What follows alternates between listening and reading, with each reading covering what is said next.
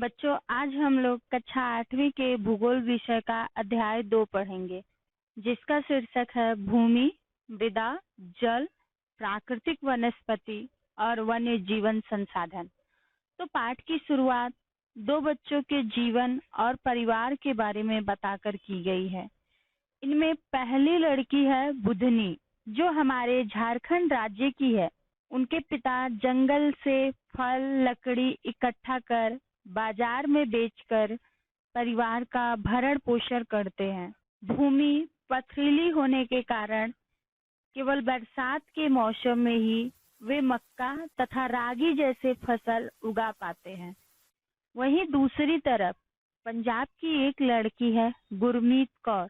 उनके पिता के पास 10 एकड़ की समतल एवं उपजाऊ भूमि है, जहां धान गेहूं जैसे बहुतायत फसलें उगाई जाती हैं। तो आपने देखा कि किस तरह दोनों परिवार के जीवन में भिन्नता है और वजह है भूमि तथा वहां की वनस्पति।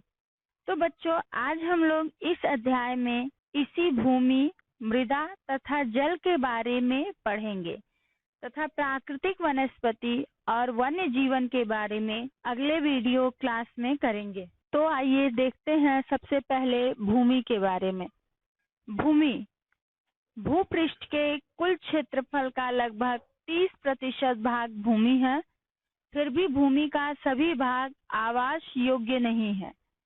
मुख्यतः भूमि और जलवायु में भिन्नता होने के कारण विश्व के विभिन्न भागों में जनसंख्या का वितरण असमान है। उबड़-खाबड़, स्थलाकृति, पहाड़ी, दलदल, मरुस्थल एवं सघन वन क्षेत्र विरल एवं निर्जन है। उपजाऊ मैदान एवं नदी घाटियों में कृषि के लिए उपयुक्त भूमि उपलब्ध है। इसलिए ऐसे क्षेत्रों में जनसंख्या अधिक पाई जाती है। बच्चों, अब समझते हैं भूमि उपयोग। भूमि पर कृषि, वानिकी, खनन, गृह निर्माण, सड़कों और उद्योगों की स्थापना करना भूमि उपयोग कहलाता है। भूमि उपयोग की निर्भरता भौगोलिक और मानवीय। भौगोलिक के अंतर्गत धरातल, जलवायु, मृदा। मानवीय के अंतर्गत जनसंख्या, प्रौद्योगिकी। भूमि के उपयोगिता की बात की जाए तो पूरे विश्व में कृषि योग्य भूमि 11%, चारागाह भूमि 26%, वन 31% और अन्य 32% है। वहीं भारत में कृषि योग्य भूमि उपयोग 57%, चारागाह 4%, वन 22% तथा अन्य उपयोग 17% है। हमारे झारखंड राज्य में कृषि योग्य भूमि 23%, चारागाह 1%, वन 29% तथा अन्य उपयोग 21% है। इसके अलावा झारखंड में 26% भूमि तो केवल परती है। बच्चों, परती का अर्थ होता है वह स्थान जहां खेती ना हो। बच्चों, स्वामित्व के आधार पर भूमि को 2 भागों में बांटा जा सकता है। नंबर 1 है निजी भूमि और नंबर 2 सामुदायिक भूमि। निजी भूमि व्यक्ति विशेष की होती है। जैसे आपके पिताजी ने भूमि खरीद कर कहीं घर बनाया तो वह आपकी निजी भूमि होगी। जबकि सामुदायिक भूमि पर पूरे समाज का अधिकार होता है, जैसे लाल बिल्डिंग का भिखारी मैदान। बच्चों, आज हम लोग भूमि का जिस तरह से दुरुपयोग कर रहे हैं, इससे प्राप्त होने वाले बहुमूल्य संसाधन के समाप्त होने का खतरा बढ़ता जा रहा है। आने वाले समय में कृषि, वन सभी नष्ट हो जाएंगे। इसलिए आवश्यक है कि हम भूमि का संरक्षण यानी बचाव करें।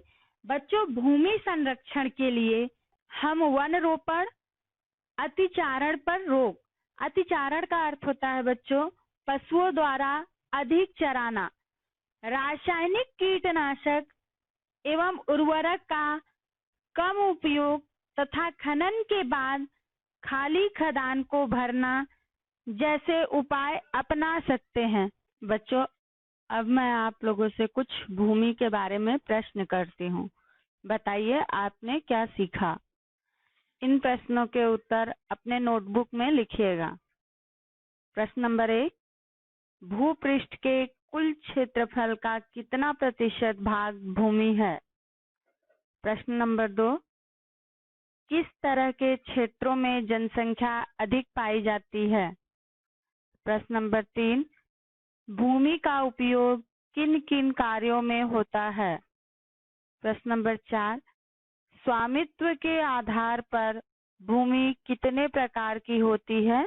समझाइए। प्रश्न नंबर 5, भू संरक्षण क्यों आवश्यक है तथा भूमि के संरक्षण के क्या क्या तरीके हो सकते हैं? बच्चों, अब हम लोग देखते हैं मृदा। भूपृष्ठ की ऊपरी पतली परत मृदा कहलाती है, जो पौधों की वृद्धि एवं विकास के लिए माध्यम प्रदान करती है। मृदा का निर्माण चट्टानों के टूटने फूटने से होता है। मृदा निर्माण के मुख्य कारक जनक शैल का स्वरूप, जलवायु, स्थलाकृति, जैव पदार्थों की भूमिका तथा मृदा संगठन में लगा समय है। आगे बढ़ते देखते हैं मृदा परिच्छेदिका। मृदा की ऊपरी परत के आधार चट्टान तक 3 संस्तर होते हैं, जिनका रंग एवं संगठन अलग अलग होता है।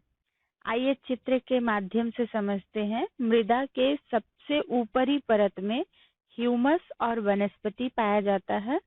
दूसरी परत में बालू गाद पाए जाते हैं। तीसरी परत में अपक्षयित चट्टानें पाई जाती हैं और चौथी परत में जनक चट्टानें पाई जाती हैं। मृदा का वर्गीकरण। भारत में मृदा को निम्नलिखित प्रकार में बांटा जा सकता है। नंबर 1 है जलोढ़ मृदा, नंबर 2 काली मृदा, नंबर 3 लाल और पीली मृदा, नंबर 4 लेटेराइट मृदा, नंबर 5 मरुस्थलीय मृदा और नंबर 6 है वन मृदा। जलोढ़ मृदा। भारत का संपूर्ण उत्तरी मैदान जलोढ़ मृदा से बना है। यह मृदा गंगा, ब्रह्मपुत्र और सिंधु नदियों के द्वारा लाए गए निक्षेपों से बना है। काली मृदा। इन मृदाओं का रंग काला होने के कारण ही इन्हें काली मृदा भी कहते हैं। इन्हें रेगड़ मृदाएं भी कहा जाता है। काली मृदा कपास की खेती के लिए उपयुक्त मानी जाती है। लाल और पीली मृदा। यह मृदा दक्कन पठार के पूर्वी एवं दक्षिणी हिस्सों में पाई जाती है। यह मृदा उड़ीसा, छत्तीसगढ़, मध्य गंगा मैदान के दक्षिणी छोर पर पाई जाती है। लेटेराइट मृदा। लेटेराइट शब्द ग्रीक भाषा के शब्द लेटर से लिया गया है, जिसका अर्थ होता है ईटा। लेटेराइट मृदा उच्च तापमान और अधिक वर्षा वाले क्षेत्रों में विकसित होती है। यह मृदा चाय, कॉफी, काजू जैसे फसलों के लिए उपयुक्त मानी जाती है। मरुस्थलीय मृदा। मरुस्थलीय मृदाओं का रंग लाल और भूरा होता है। आमतौर पर यह मृदा रेतीली होती है। वन मृदा। ये मृदाएं पहाड़ी और पर्वतीय क्षेत्रों में पाई जाती है, जहां पर्याप्त वर्षा वन उपलब्ध है। मृदा का निम्नीकरण। जब मृदा की उत्पादकता घटती है तो मृदा का निम्नीकरण होता है। मृदा में जल का अभाव होता है और मृदा जल का प्रदूषण हो जाता है। मृदा के निम्नीकरण में सहायक कारक। इसमें 5 कारक है। नंबर 1 है वनोन्मूलन। वन का ज्यादा से ज्यादा कटाव। अतिचारण, पशुओं द्वारा अधिक चराना। नंबर 3 रासायनिक उर्वरकों और कीटनाशकों का प्रयोग। नंबर 4 है वर्षा दोहन और नंबर 5 है भूस्खलन और बाढ़। मृदा संरक्षण की कुछ विधियां निम्न प्रकार हैं। नंबर 1 है समुच्च रेखीय जुताई। ढालू स्थानों पर समुच्च बांध बनाकर एक लंबे ढाल को छोटे छोटे भागों में बदल दिया जाता है। नंबर 2 है रक्षक मेखलाएं। तटीय प्रदेशों और शुष्क प्रदेशों में पवन गति रोकने के लिए वृक्ष कतारों में लगाए जाते हैं ताकि मृदा आवरण को बचाया जा सके। नंबर 3 फसल आवर्तन। विभिन्न फसलों के क्रमिक उत्पादन द्वारा मिट्टी की उत्पादकता को बनाए रखा जा सकता है। नंबर 4 नियंत्रित पशुचारण। इसके अंतर्गत पशुओं के चराने के लिए कुछ क्षेत्र निश्चित कर दिए जाते हैं ताकि मिट्टी का कटाव कम हो। बच्चों, अब कुछ प्रश्न मृदा से हो जाए। बताइए आपने क्या सीखा। इनके उत्तर भी अपने नोटबुक में लिखिएगा। नंबर 1 मृदा किसे कहते हैं। नंबर 2 मृदा निर्माण के मुख्य कारक कौन कौन से हैं। नंबर 3 मृदा परिच्छेदिका के विभिन्न स्तर में क्या क्या पाए जाते हैं। नंबर 4 भारत की मृदा को कितने भागों में बांटा जा सकता है, नाम लिखे। नंबर 5 मृदा निम्नीकरण के कौन कौन से कारक हैं। नंबर 6 मृदा संरक्षण के कुछ तरीके बताइए।